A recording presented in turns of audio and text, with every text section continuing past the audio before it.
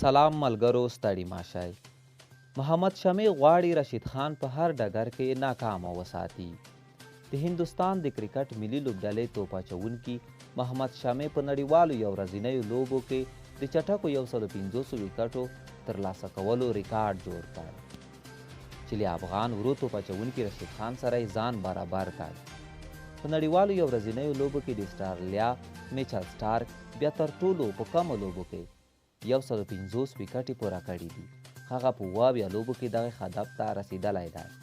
همداراز د پاکستان مشتاق بیا دویم هغه توپ اچوونکی دی چې په کمو لوبو یعنې 78 لوبو کې 150 وکټې پوره کړي دي.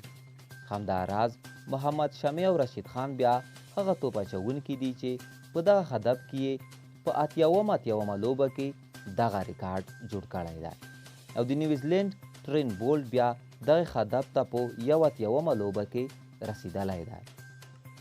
د یادولو وړ ده چې رشید خان په 83 نړیوالو لوبو کې یعنې یو ورځنیو لوبو کې 158 وکټې اخیستې دي.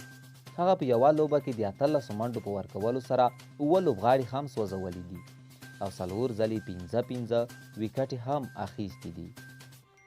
که ویډیو مو کتلی وي نو لایک یې کړئ. د نورو داسې معلوماتي ویډیوګانو لپاره د چینل سبسکرایب هم مه هېروئ.